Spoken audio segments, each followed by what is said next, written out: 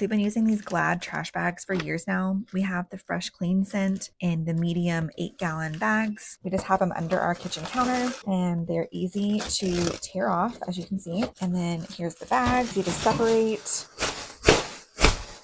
and pull out. The scent is not overpowering. I'm very sensitive to scents and smells, and this does not bother me at all. I actually like having a scent in our trash bags because trash is stinky. So we do have the 8-gallon size bags, and they fit easily over a trash can. And then I'll show you how we put it in. So here's our trash can. We have 3 compartments, one for plastic, film, recycling, and then our trash. So these aren't very big containers. That's why we use the 8-gallon trash bags. So we just kind of tuck the corners like that and then put it in our trash can. And it goes in easily.